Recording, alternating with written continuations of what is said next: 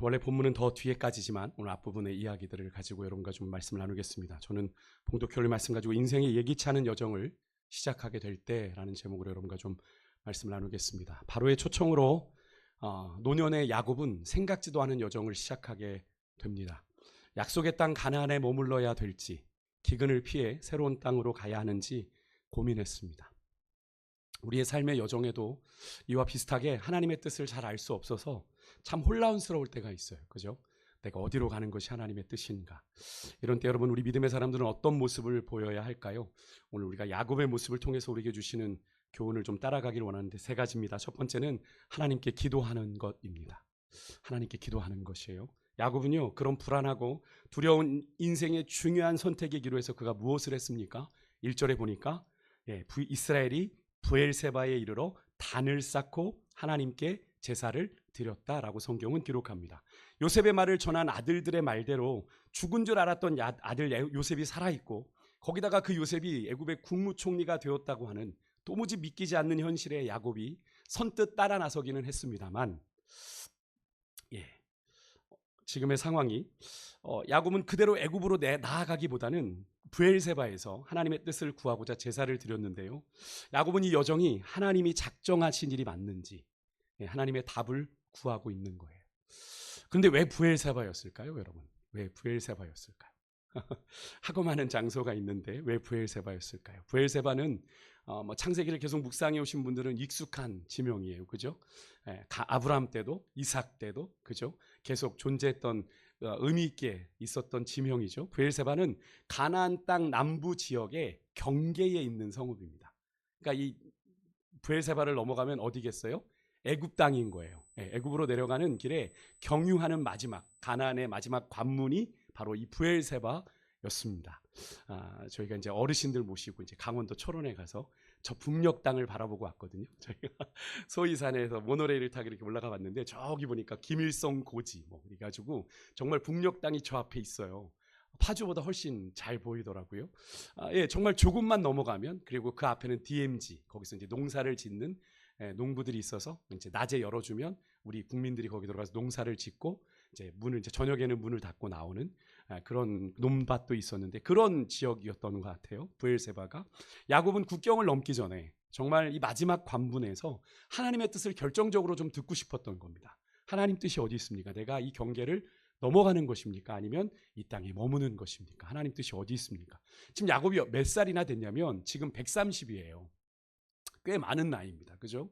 낯선 땅에, 130이나 된 그 땅이 나이가 그렇게 들면 여러분, 움직이는 게 좋습니까? 그냥 사는 게 좋습니까? 그런 사람이 어떻습니까? 아유, 다 귀찮다야. 뭘 거기까지 가냐, 그죠? 잘 나이가 들면 잘 이동하고 싶지 않습니다. 그죠? 그냥 있고 싶어지는데, 낯선 땅으로 지금 애굽으로 온 가족이 이주해야 되는 그 상황에 하나님께 야곱이 나아갔다는 건 뭘 의미합니까? 그가 다시 느낀 거죠. 내 인생의 중요한 전환점이 오겠구나 하는 것을 깨닫게 되었던 겁니다. 정리하면 야곱이 이 브엘세바에서 하나님께 제사를 드렸던 것은 이 브엘세바가 자신의 고향이기도 하죠. 이삭이 같이 살았던 브엘세바가 고향입니다. 형 에서를 속이고 아버지 에서를 속여 축복을 가로채고 하란으로 떠나기 전에 머물던 곳이 브엘세바입니다. 그리고 또한 애굽으로 넘어가는 국경 마지막 관문. 그러니까 소위 자신의 영역인 가나안을 떠나서 그저 자신의 영역이라는 건 내 맘대로 그래도 어느 정도 핸들링 할 수 있는 곳이잖아요. 그런데 이제 애굽으로 넘어가면 어떻습니까? 모든 게, 그죠? 요셉의 도움을 받거나 아니면 모든 게 익숙치 않아서 내 맘대로 할 수 있는 곳이 하나도 없는 땅이죠. 여러분, 미국으로 이제 가끔 어르신들이 손주들 봐주러 넘어오시거든요. 그 집에만 계세요. 왜 그러냐면 나가서 내 맘대로 할 수 있는 게, 한국에서는 마트도 갈 수 있고 그런데 말이 안 통하니 이분 마트도 못 나가. 밖에 나가면 자꾸 노란 머리 애들이 자꾸 헬로 해. 대답을 모르겠는데 자꾸 말은 걸어. 그러니까 밖에도 못 나가고 맨날 저 베란다만 바라보고 아이만 보고, 아이가 올 때 스쿨버스 마중 나갈 그런 모습하고 비슷하게 되는 형국인 거죠, 야곱이 지금요. 그러니까 자신의 힘으로는 아무것도 할 수 없는 낯선 이방 땅 애굽으로 넘어가기 전에 야곱의 마음속에 엄습해오는 그 불안과 두려움에 이 야곱은 하나님께 엎드렸어요. 하나님께 제사를 드리며 하나님의 답을, 하나님의 뜻을 구했던 것입니다. 사실 지금 야곱의 여정은 아까도 말씀드렸지만 죽은 줄 알았던 야곱이 살아있다. 그가 애굽의 총리가 되었다라는 반가운 소식에 너무나도 인간적인 마음에 빨리 가서 아들을 보고 싶죠. 그리고 감정이 복받쳐 오르니 감정이 앞선 선택이었습니다. 그죠? 아직 하나님이 이 일에 개입하셨다. 하나님이 승인하셨다. 우리가 이렇게 애굽으로 내려가는 걸 하나님이 허락하셨다라는 것도 아무것도 없는 상태이다 보니 야곱은 어떤 마음이에요? 두려운 마음입니다. 그죠? 내가 바른 선택을 하는 건가? 내가 잘하고 있는 건가? 그런 상황에서 야곱은 자신의 인간적인 판단에 의지하지 않아요. 그리고 언약의 땅의 마지막 경계를 넘어가기 전에 하나님의 답을 구하려고 엎드린 겁니다.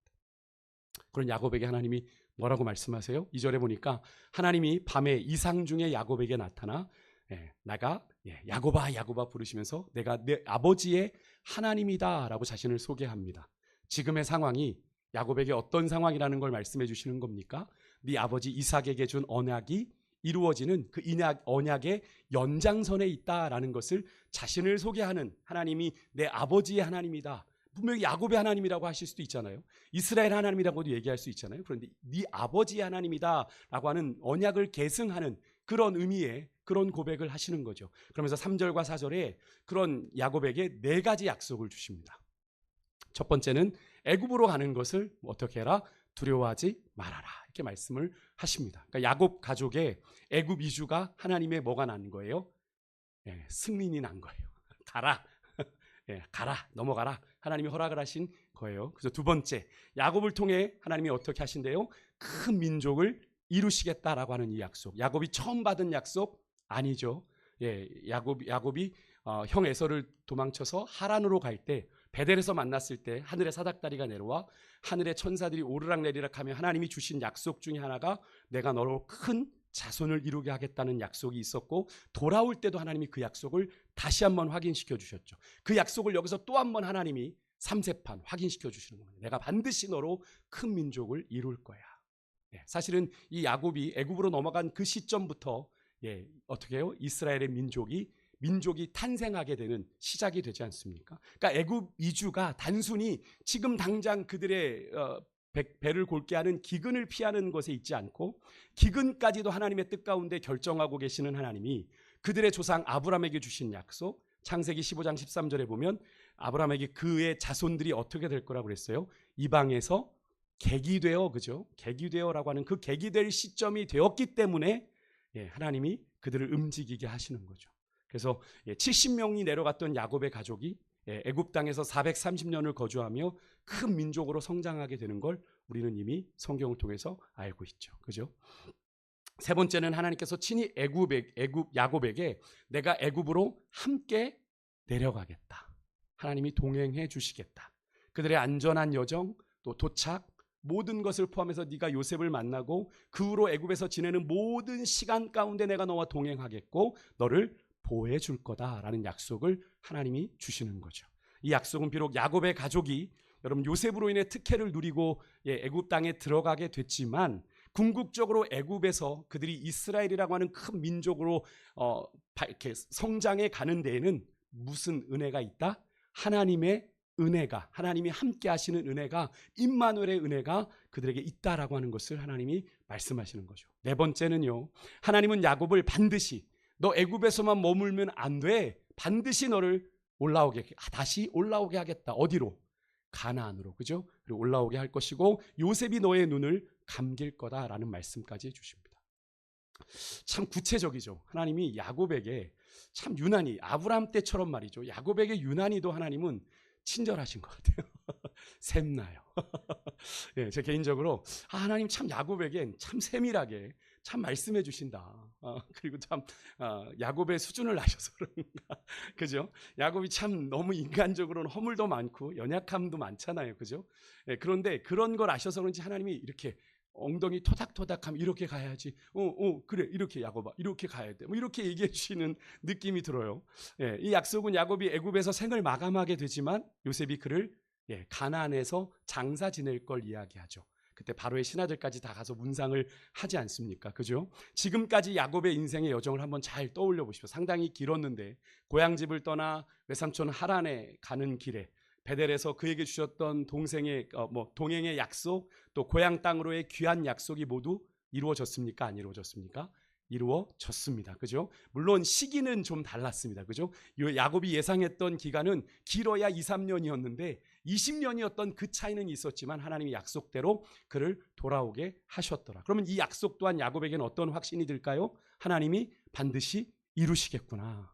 나로 바로 반드시 돌아오게 하신다는 이 약속도 이루시겠구나라는 확신이 있게 되는 그런 하나님의 약속이죠.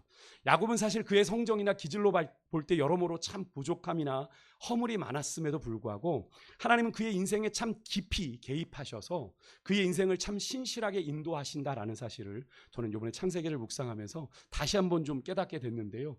여러분, 이런 하나님의 은혜가 우리의 기준과는 상관이 없다는 것을 다시 한번 좀 깨닫게 돼요. 하나님 이런 야곱을 왜 이렇게 하십니까? 그죠? 그래서 하나님 이 정도 수준밖에 안 되는 것 같은데 왜 야곱에겐 이런 은혜를 베푸십니까? 우리는 의와 불의를 구분하지만 하나님 보실 때는 어때요? 다 똑같다. 그죠? 근데 여러분, 이렇게 하나님의 세밀한 인도를 받는 경우가 제가 아까도 말씀드린 아브라함 경우를 제외하고는 또 있을까 싶은 그런 인도를 야곱이 받아요. 하나님의 아주 적극적인 인도하심을. 오늘도 아까 보면 하나님이 야곱아 야곱아 부르니까 야곱이 내가 여기 있습니다 이렇게, 그죠? 제사를 드리자마자 하나님이 그 밤에 나타나셨어요. 이렇게 하나님이 즉각 응답해 주시면 얼마나 좋겠어요, 신앙생활이. 그죠? 근데 그러지 않잖아요. 그죠? 참 많이 부럽더라고요. 하지만 여러분, 우리가 보는 것은 겉으로만 보는 거죠. 우리가 야곱을 볼 때 참 저런 뭔가 모자라고 좀 그 찌질한 저 야곱에게 하나님 왜 이렇게 하시는 걸까라고 생각하지만 여러분, 하나님은 우리가 보지 못하는 야곱의 깊은 것까지 감찰하시는 분인 줄 믿습니다. 그죠? 그러니까 우리가 볼 땐 야곱 뭐 저렇게 하나님이 챙기셔라고 하지만 여러분, 하나님은 야곱의 다른 것을, 우리가 보지 못하는 것을 보신 거죠. 그러니까 우리가 함부로 판단해서는 돼요, 안 돼요? 안 됩니다. 그러니까 여러분, 함부로 우리가 외모만 바라보고 그 사람의 겉모습만 바라보고 그 사람의 우리가 아는 것만 가지고 누군가를 판단해서는 안 됩니다. 어쨌든 야곱은요, 지금 어쩔 수 없이 현실에 밀려서 불가피한 선택을 해야 하는 아주 당황스러운 순간에 그냥 현실에 떠밀리듯 감정대로 움직인 것이 아니라 자신을 다 내려놓고 자신을 비우고 하나님께 간절히 기도했어요. 하나님, 어디에 하나님의 뜻이 있습니까? 그리고 하나님은 그런 야곱을 만나 주셔서 그에게 약속을 주셨어요. 여러분, 잘 중요한 건 하나님께 기도하는데 내 것을 붙잡고 기도하는 게 아니라 나를 비우고, 그죠? 내려놓고 하나님 앞에 간구했다라고 하는 겁니다. 여러분, 이런 은혜가 저와 여러분에게도 있기를 소망하는데요. 그러기 위해서 뭘 해야 된다고요? 기도해야 됩니다. 여러분, 기도. 그죠? 우리가 기도를 너무 가볍게 여기지만 또 무겁게 여기기도 하고 짐스러워하기도 합니다만 여러분, 기도는 우리에게 주신 특권입니다. 여러분, 하나님과 교통할 수 있는 특권이에요. 감히 여러분 창조주 하나님과 대화한다? 이게 가당키나 한 이야기입니까? 여러분, 우리가 사실 뭐 대통령과도 대화하는 거 여의치 않던데, 이재명 대통령이 어젠가 뭐 길거리에 가서 밥 먹었다고 거기서 막 사진 찍는 국민들을 보니까 대통령과 한번 그 만났다고 막 신나는 그런 모습들을 보면서 여러분, 그것도 그렇게 즐거운 일인데 우리가 하나님과 교통할 수 있는 기도, 여러분에게 짐스러운 일이 아니라 즐거움이 되실 수 있길 주님으로 축복합니다. 그 특권을 마음껏 누리십시오. 저도 그렇게 누리고 싶어요. 여러분, 기도의 사람, 하나님이 역사하시는 줄 믿습니다. 여러분, 내가 쥔 것 같은 나의 삶의 주도권을 내려놓고 하나님의 뜻을 구할 때 하나님이 인도하시고 일하시는 거예요. 아멘이십니까? 그러니까 내가 내 것을 붙잡고 기도하는 게 아니라 하나님, 주의 뜻을 이루어지게 하여 주옵소서. 하나님, 내가 주의 선한 도구가 되기를 원합니다. 여러분, 그렇게 기도하실 수 있게 소망하고요. 두 번째로, 여러분, 하나님의 뜻을 알 수 없어 혼란스러울 때 먼저 기도했어요. 믿음의 사람들이 해야 될 건 먼저 하나님께 기도하고 그리고 응답이 임하면 순종하여 믿음으로 옮기는 겁니다. 하나님 응답해 주셨는데 문기적거리면 안 돼요. 그죠? 그렇게 하나님의 응답을 받은 야곱 보십시오. 브엘세바를 떠나 바로 애굽으로 출발합니다. 그리고 야곱의 모든 자손들이 애굽에 도착하죠. 아무리 애굽이 아들 요셉이 있는 총리로 있는 땅이라고는 하지만 여러분, 야곱에게는 모든 것이 낯설고 불안했을 겁니다. 그죠? 낯선 애굽 사람들 틈에서 정착해 가는 것 막막했을 거예요. 하지만 하나님께서는 야곱과 동행할 것을 이미 약속해 주셨고요. 그에게 뭐라고 그랬어요? 생육하고 번성하여 큰 민족을 이룰 것이라고도 약속하셨고요. 또 지금의 이 상황이 궁극적으로는 이 상황으로 끝날 것이 아니라 하나님의 큰 뜻, 하나님의 언약을 성취하는 과정이야라는 것도 이미 말해 주셨기 때문에 야곱은 지금 하나님이 보내신 이 낯선 곳을 낯설게만 여기지 아니하고 하나님이 나를 이곳에 보내셨고 나에게 허락하신 곳이다라는 것을 인정하고 하나님 그곳에서 받아들였다는 겁니다. 그 상황을요. 여러분, 이 사실은 우리에게도 마찬가지예요. 우리 인생의 자리도 여러분 마찬가지입니다. 여러분, 지금 여러분이 계신 자리 만족스러우십니까? 여러분의 가정, 여러분의 여러 가지 것들, 여러분이 꿈꾸던, 여러분이 원하던 그런 인생의 모습인가요? 여러분, 내가 원하던 자리에 계신 분도 계실 것이고 그렇지 않은 분도 계실 겁니다. 여러분, 원하지 않았지만 어쩔 수 없는 현실에 떠밀리듯 지금 온 자리에 밀려온 자리가 여기일 수도 있습니다. 여러분, 우리 인생의 걸음을 그런데 여러분 여기까지 도우신 분이 하나님이신 걸 여러분 믿으십니까? 내가 걸어온 것 같지만 물론 내가 인생의 길을 걸어오면서 스스로 만든 실수, 그죠? 변수들이 많았지만 그래도 우리의 인생의 걸음을 여기까지 인도하시는 분은 하나님이신 걸 여러분 믿으세요? 네. 그렇다면 내가 지금 서 있는 이곳을 하나님이 내게 허락하신 자리로 우리가 알고 믿고 믿음으로 인정하고 받아들이실 수 있기를 주의 이름으로 축복합니다. 우리가 걸어온 거예요. 하나님이 우리를 여기까지 인도하신 겁니다. 그렇게 할 때 여러분, 하나님이 지금 이 자리에서 나를 통해 이루고자 원하시는 하나님의 뜻을 우리가 구하고 찾을 수 있게 되고요. 그 안에서 깨달을 수 있게 되는 겁니다. 내가 있는 이 자리를 인정하지 않는데 어떻게 하나님의 뜻이 보이겠습니까? 그죠?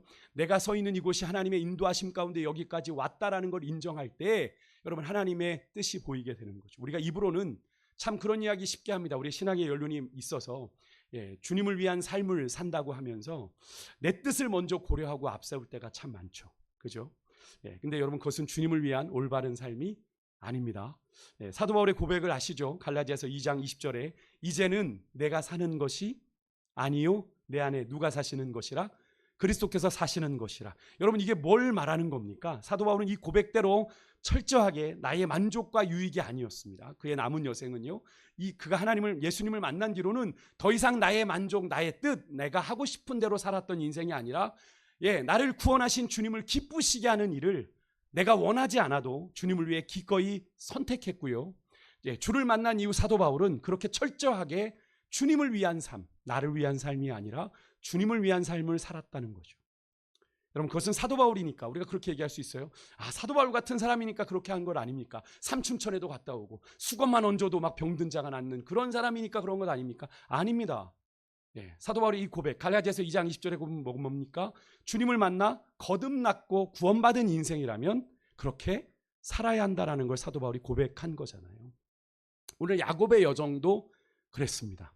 아무리 아들 요셉이 있다고는 합니다만 노년에 130세에 이른 야곱에게 애굽의 모든 것은 사실 낯설고 불안했습니다. 그것도 기근을 잠시 피하기 위한 것이 아니라 수십 년 살아온 삶의 터전을 그렇게 놔두고 옮긴다라고 하는 것이, 움직인다는 것이 야곱의 인간적인 감정으로는 그렇게 달갑지 않았을 수도 있을 겁니다. 그냥 요셉 얼굴만 보고 내가 다시 돌아와야지 그런 생각을 가졌을 수도 있는 거죠. 하지만 야곱은요, 누가 약속하신 길이기에 애굽으로 가는 것이 주님이 약속하신 길이기에 야곱은 믿음으로 순종하여 그의 거처를 옮겼던 거예요. 그런데 여기서 우리가 한 가지 더 기억해야 되는 건요, 그런 애굽에서의 여정이요 430년이라고 하는 긴 시간이었지만 그들이 영구히 그곳에 정착할 곳은 아니었다라는 사실입니다. 4절에 하나님이 반드시 너를 인도하여 다시 올라오게 할 거다. 어디로요? 아브라함에게 약속하신 땅 가나안으로 다시 올라오게 할 것을 하나님은 이미 약속하셨다라는 것. 무엇을 말합니까? 애굽이 너희들의 영원한 정착지는 아니야 라는 거죠. 애굽이 너희들 430년을 따라 살았기에 이제는 익숙해졌고 여기가 좋사오니 라고 할 만한 그런 곳이지만 너희들 그곳이 영원한 너희들의 정착지가 아니야 라고 말씀하시는 거죠. 여러분, 이 사실을 오늘을 사는 우리들에게 적용해 본다면 무슨 말이겠어요? 이 세상이 우리에게 영원히 살 곳은 아니라는 거예요. 여러분, 우리는 돌아갈 본향이 있다는 사실을 늘 염두하고 사는 나그네다라는 사실을 여러분 절대로 잊지 말아야 될 줄 믿습니다.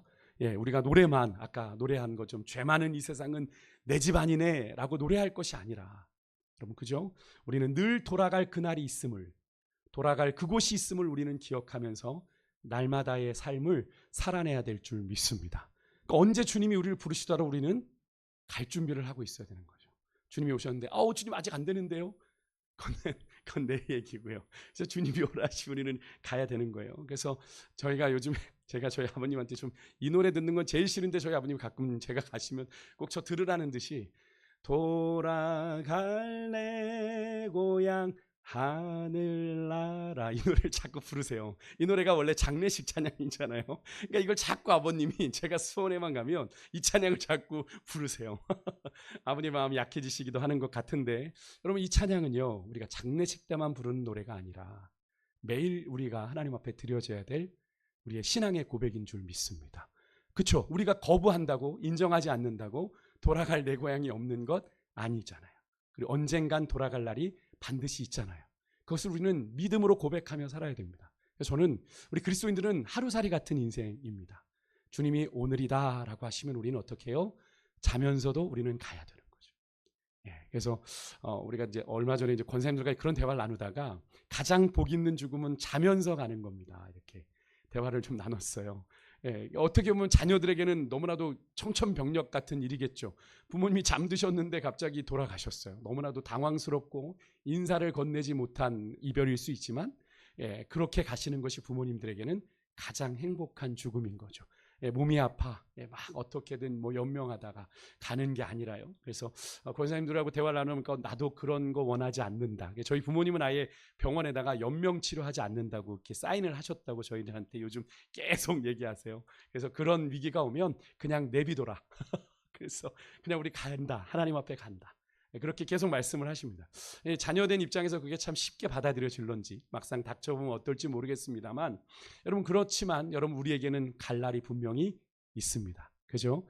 우리가 가는 건 순서가 없잖아요. 그러니까 주님이 부르시면 우리는 언제나 가야 되는데 그러니까 우리가 날마다의 삶을 주님 앞에서 잠들 때마다 점검해야 돼요. 그죠? 당연히 내일 우리에게 주어진다라고 내일 하지라고 미루지 마시고 그날 내가 주님과 정산해야 할 것이 있다면 그날 우리가 정리하고 잠자리에 드는 것이 믿음의 지혜인 줄 믿습니다. 언제 주님이 부르셔도 우리는 준비된 거잖아요. 그죠? 그래서 여러분 예수님께서 마태복음에 이런 말씀하셨죠. 6장 20절에 보면 너희 보화를 어디에 쌓아두라? 하늘에 쌓아두라. 여러분 이 말씀을 우리한테 헌금 많이 하라라는 말씀으로 오해하면 그런 경우 종종 있는데 여러분 그러면 그런 의미로 이 말씀을 여러분이 혹시라도 받아들이시면 여러분 예수님을 아는 수준이 죄송하지만 너무 낮으신 거예요. 죄송합니다만 여러분 예수님의 이 말씀은요 우리에게 헌금 많이 내라는 게 아니에요. 교회에다 헌금 많이 내라는 말씀이 아니라 우리가 비록 이 땅을 딛고 두 발로 딛고 살고 있지만 우리는 어떤 가치와 기준을 가지고 이 땅을 살아야 된다라고 얘기하시는 거예요.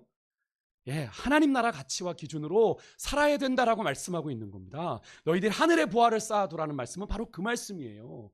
너희들이 이 땅에 물론 적응하며 살아야 되겠지만 너희들이 하나님의 사람 된 것, 하나님의 거룩한 자녀된 정체성 잃어버리면 안 돼. 너희들은 하늘을 바라보며 사는 존재들이야 라는 말씀을 하고 계신 거거든요. 여러분 믿으십니까? 예수님이 그걸 우리에게 이야기하신 거예요. 잊지 마십시오. 우리가 분명 언제라도 돌아가야 될 본향에 있는 사람들이라는 것을 꼭 기억하십시오.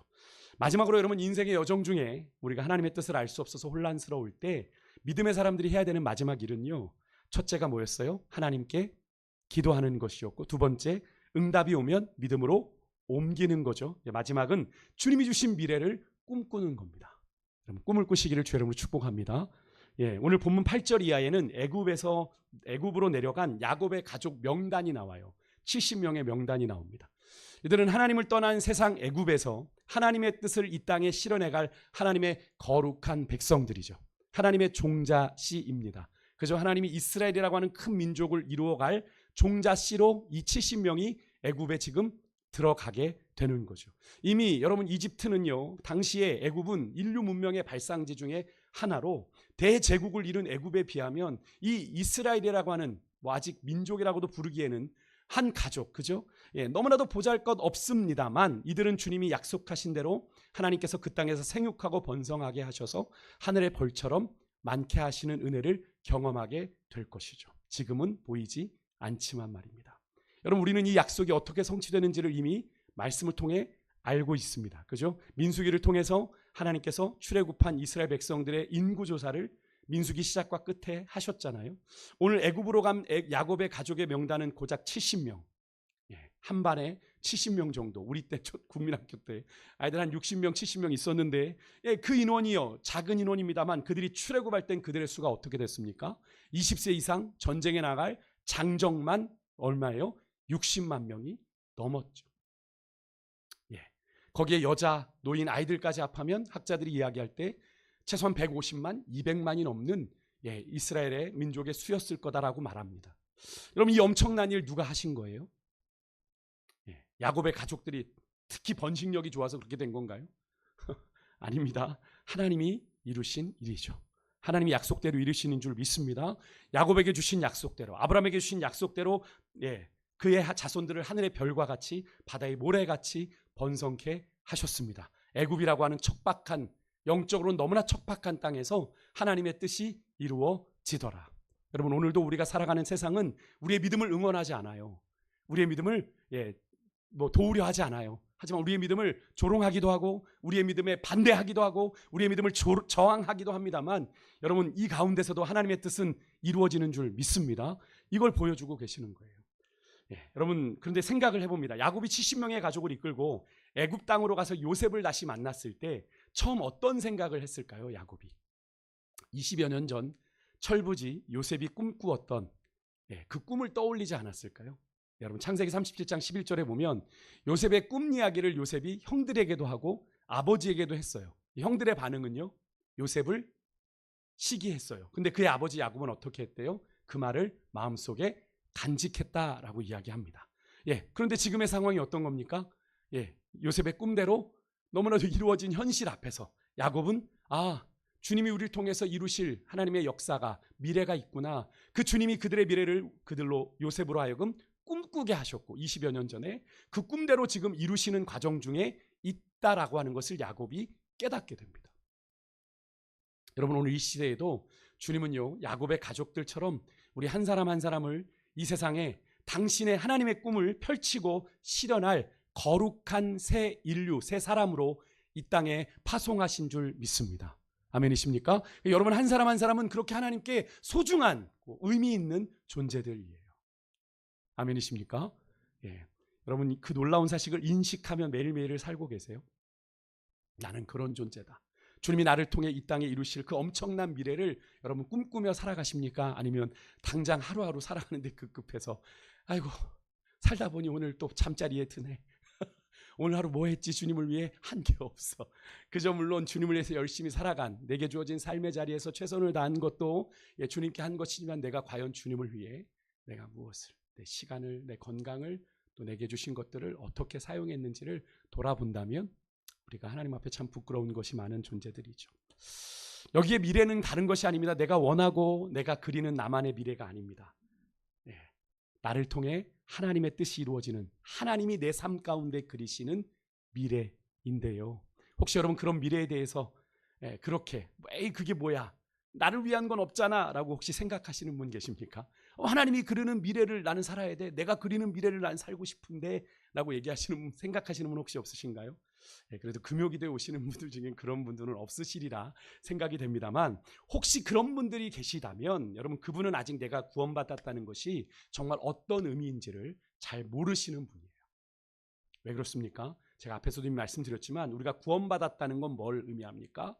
나를 십자가의 은혜로 대속하셔서, 대속이라는 건 값을 지불해 주셔서 당신의 거룩한 소유로 우리 한 사람 한 사람을 값으로 사셨다는 거죠. 그러니까 우리는 누구의 것이에요?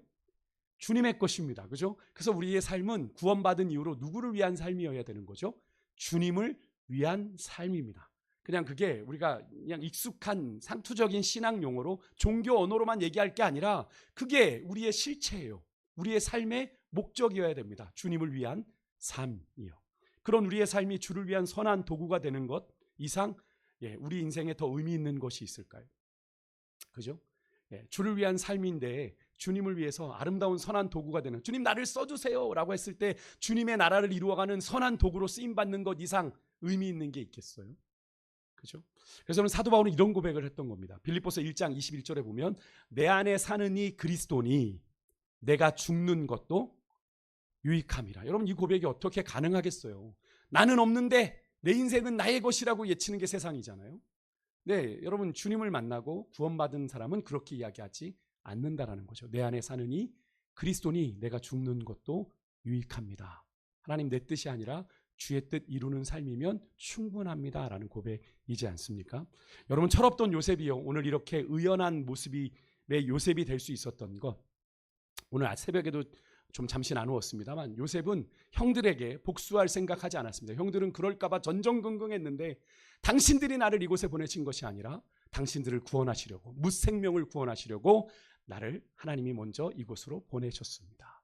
차원이 다른 고백을 요셉이 하잖아요. 그죠? 믿음의 눈을 가지고 인간적으로 너무나도 억울하고, 정말로 막 상처가 막 골마 터진 상처를 막 쏟아내고 싶은 마음이지만, 그죠? 하나님이 그의 시선을 바꾸시니 형들이 한 일이 아니라 그 배우의 하나님이 하신 일이구나라는 고백을 하고 나니까 형들을 얼마든지 용서할 수 있었던 거죠. 여러분요, 요셉은요 그의 삶의 여정을 보았을 때 분명했던 건요, 그가 하나님이 그에게 주신 꿈을 한 번도 포기하지 않았다라고 하는 겁니다. 해와 달과 11벌이 그의 별에게 절하고 11개의 곡식단이 자신에게 절했던 건데, 근데 그의 삶은 제가 늘 강조드리지만 17세에 형들에게 버림받고 나서 계속 내리막을 쳤어요. 이게 도무지 이루어질 수 없는 지경에까지 이르러요. 그죠? 감옥에 갔으니까 인생에 빨간 줄 거진 건 끝난 거 아닙니까? 그런데 하나님은 그 기적에서 국무총리가 되는 기적을 이루어 가시더라. 여러분 그 꿈이 그의 암담하고 억울했던 처절하게 고통스러운 현실을 요셉으로 하여금 이겨내게 했다라고 하는 것을 여러분 기억하십시오. 그 꿈이요, 요셉의 그 처절했던 그 13년에 30세 국무총리에 오르지 않습니까? 그 13년에 그 바닥을 기는 그 시간 동안 그 정말 아마 요셉은 몇 번 죽고 싶지 않았을까요? 그죠? 너무나 고통스럽다. 왜 내 삶은 자꾸 바닥을 찌는 거지? 인간적으로 많이 고뇌했을 겁니다. 근데 그 시간들을 견뎌낼 수 있었던 건 뭐예요? 하나님의 뜻을 바라봤기 때문이죠. 여러분 요셉의 삶은 하나님이 주신 꿈을 꾸는 삶이었습니다. 하나님이 나를 통해 어떻게 일하실까? 하나님이 주신 미래를 꿈꾸는 삶이었고요. 그 꿈에 담긴 뜻을 요셉은 분명히 알았습니다. 그게 무엇인지. 그래서 요셉이 창세기 50장에 다른 형제들보다 좀 먼저 죽잖아요. 먼저 죽는데 예언하듯이, 앞을 보고 예언하듯이 그의 가족들에게, 형제들에게 이런 말을 합니다. 50장 24절 같이 한번 좀 읽어볼게요. 함께 있습니다. 시작. 요셉이 그의 형제들에게 이르되 나는 죽을 것이나 하나님이 당신들을 돌보시고 당신들을 이 땅에서 인도하여 내사 아브람과 이삭과 야곱에게 맹세하신 땅에 이르게 하시리라 하고. 아멘. 여러분 요셉은요 하나님이 자신에게 주신 그 꿈이 무엇을 이루고자 하는 과정인지를 분명히 알았다는 거예요. 여러분 우리가 성경을 통해서 분명히 확인하게 되지 않습니까? 그죠? 여러분에게 믿음이 있으십니까? 너무 뻔한 질문을 아니 내가 그럼 믿음 없으면 이 자리에 와서 지금 내가 이 금요일날 죄송해요 이 짓거리를 하겠어? 라고 얘기하실 수 있겠습니다. 그렇다면 여러분의 믿음을 좀 쓰십시오. 하나님께 여러분 믿음을 좀 쓰십시오. 여러분 우리의 인생의 미래에 우리가 결정할 수 있습니다. 여러분 우리의 미래에 우리가 결정할 수 있습니다. 물론 그것을 궁극적으로 이루는 분은 누구세요?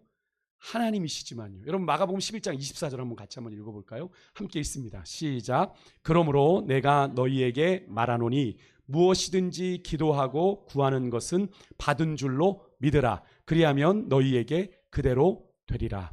아멘. 여러분 이 말씀 모르지 않으시죠? 너무나 잘 하시잖아요. 너무나 좋아하는 말씀이기도 하고. 여러분 이 말씀을 좀 다양한 버전으로 보다가 새 번역과 공동 번역에 보니까 중요한 단어가 추가로 들어가 있더라고요. 여기 보면 이미라고 하는 단어입니다. 이미 받은 줄로 믿으래요. 이미. 여러분 받은 줄로 믿으라라는 이 구절 안에 이미라는 의미가 좀 담겨 있지 않습니까? 그런데 여기에 왜 이 단어가 추가됐을까요? 어떻게 보면 의미의 중복 아닌가? 근데 여러분 이 의미의 중복이라고 하더라도 거기에는 어떤 의미가 있죠? 강조의 의미가 있죠. 강조. 그죠? 의미가 중복되더라도 그 단어가 거기에 굳이 추가된 건 뭐예요? 강조하고 싶은 거죠. 이미 받은 줄로 믿어라. 너희가 믿고 구한 것은. 그러니까 이거 예수님이 하신 말씀이잖아요. 그죠? 사도 바울이 한 이야기 아닙니다. 예수님이 하신 이야기예요. 우리가 무엇인지 기도하고 구하는 것은 이미 받은 줄로 믿으라. 누가 말씀하셨어요? 예수님이. 그러면 그대로 이루어진다라고 말씀하시는 거죠. 여러분 이 말은 우리가 꿈꾸고 바라고 기도하는 그 미래, 우리가 기도할 때마다 우리가 바라는 것들을 간구하잖아요. 그죠? 우리가 꿈꾸는 미래들을 하나님 앞에 간구하잖아요. 그 미래를 우리가 하나님 앞에 간구함으로 결정할 수 있다는 거죠. 하나님 나는 이렇게 찌질하게 살고 싶지 않습니다. 하나님의 나라를 위해 내 인생을 아름답게 드리고 싶습니다. 주님 나를 써주십시오. 나는 그런 인생 살겠습니다. 내가 결정하는 거잖아요. 그죠? 여러분 그것을 결정적으로 이루시는 분은 하나님이시겠지만 말이죠. 그럼 여러분 우리가 우리의 미래를 결정하는 거 하나님이 이루신다고 하니까 내가 그렇게 결정해봤자 하나님이 다 틀어버리시면 뭐 아니잖아요 라고 얘기하실 수 있습니다만 여러분 그러면 우리의 미래를 결정하는 게 의미가 아예 없습니까? 아니죠. 하나님 우리에게 어떤 분이십니까? 뭐 우리가 꿈꾸던 그 미래를 막 의도적으로 막 망가뜨리고 막 안 되게 하고 우리를 막 그렇게 하시는 분입니까? 아니죠. 하나님 어떤 분이세요? 우리에게 가장 좋은 것으로 주신다고 했죠. 그죠? 예.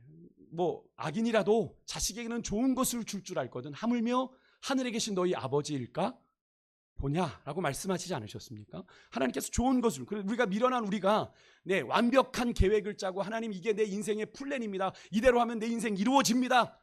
라고 간구하지만 그대로 이루어집니까, 여러분? 잘 안 되잖아요. 그죠? 우리가 미쳐보지 못한 인생의 변수, 우리가 또 때로는 나도 모르게 저지르는 실수까지도 하나님은 고려하셔서 우리에게 가장 좋은 미래를 주시는 분이죠. 여러분 믿으십니까?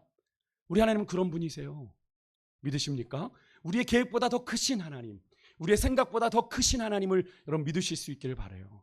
여러분 우리는 그런 착각을 갖습니다. 우리가 그리는 인생의 계획이 내 나름대로 완벽하다고 생각해요. 그렇지 않다는 걸 우리는 매년 느끼지 않습니까? 매년 반복되는 여러분의 플래너를 한번 들여다보십시오. 연초에 세웠던 계획대로 인생이 가던가요? 아니잖아요. 그죠? 아니잖아요. 하지만 여러분 우리 주님이 우리 인생의 수많은 변수와 시행착오까지도 고려하셔서 우리의 인생의 걸음을 인도하신다면 그보다 완벽한 것이 있을 수 있을까요? 여러분 그 하나님의 약속을 붙잡고 여러분의 믿음을 쓰실 수 있기를 주의 이름으로 축복합니다. 여러분 믿음을 쓴다는 건 뭐예요? 믿음은 여러분 세상이 말하듯 절대로 무식한 게 아니에요. 세상은 우리의 믿음을 무식한 듯 조롱하죠. 그런데 여러분 믿음은 그렇지 않아요. 왜? 세상은 보이지 않는 하나님을 인정해요? 인정하지 않습니까?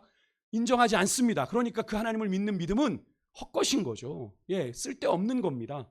그런 하나님에 대한 믿음을 세상은 그래서 무시하는 거죠. 조롱합니다만 여러분 우리는 그 보이지 않는 하나님을 살아계시다고 믿는 자들이지 않습니까? 믿으세요? 믿으십니까? 그 하나님이 지금도 살아계셔서 역사하고 계시고 있다는 걸 믿잖아요. 아멘입니까? 그 주님을 믿고 여러분의 믿음을 좀 쓰십시오. 그 하나님이 살아계심을 믿으신다면, 그 하나님이 일하고 계신다을 믿으신다면 하나님 우리가 믿음으로 반응하기를 원하세요. 그래서 주님이 그런 히브리서에 보면 우리가 믿음이 없이는 누구를 기쁘시게 못한대요? 하나님을 기쁘시게 못한대요. 여러분 믿음을 쓴다는 건 뭘 의미하겠습니까? 그럼 믿음을 쓴다. 여러분 믿음으로 우리가 우리의 인생을 선택하고 여러분 믿음으로 그 선택한 믿음을 따라 우리의 인생의 길을 걸어가는 겁니다. 세상의 방식대로 세상의 꼼수를 따라 그렇게 내 인생을 어떻게든 요리조리 빼가는 인생이 아니라요. 그냥 믿음 따라 우리의 인생의 길을 걸어가는 겁니다. 그렇게 할 때 내가 계획한 대로가 아닌 하나님만이 이루시는 놀라운 인생의 역사를 오늘 야곱의 가족이 경험한 은혜를 우리도 우리 인생 가운데서 경험하게 될 줄 믿습니다. 말씀 마치겠습니다. 우리가 인생을 살아가다 보면 수많은 인생의 분기점들을 만납니다. 어디로 갈지 몰라서 당황스러울 때가 있습니다. 혹시 여러분 지금 불투명한 선택의 기로에 서 계신 분들 혹시 계십니까? 먼저 다른 것 하지 마시고 여러분을 비우고 하나님 앞에 기도하십시오. 하나님께 간구하십시오. 그리고 선하신 주님의 뜻을 믿고 담대하게 발걸음을 옮기십시오. 어디든 그곳에서 주님이 이루실 그 미래를 기대하되 내가 거기서 영원히 머물겠다가 아니라 이 세상에서 내가 나그네 된 인생이라는 것 절대로 잊지 마시고 주님이 가라 하시면 가고 주님이 서라 하시면 서는, 그죠? 주님 말씀하시면 내가 나아가리라. 주님 뜻이 아니면 내가 멈춰서리라. 이 믿음의 고백 가지고 우리에게 예비하신 미래를 꿈꾸고 기대하는 인생들 되실 수 있길 주의 이름으로 축복합니다. 오늘 말씀이 너무 길어서 죄송하고요. 하지만 오늘 우리가 주님 앞에 우리의 믿음을 쓰고 하나님과 그렇게 믿음으로 달려가는 인생 되겠습니다. 그렇게 소망하는 가운데 여러분에게 하나님이 주시는 꿈이 보여지고 오늘 이 밤 여러분의 기도하는 가운데 여러분의 가정을 향한, 여러분의 인생을 향한, 우리 교회를 향한 하나님의 꿈이 여러분에게 선명하게 보여지는 오늘 이 밤이 될 수 있길 주의 이름으로 축복합니다.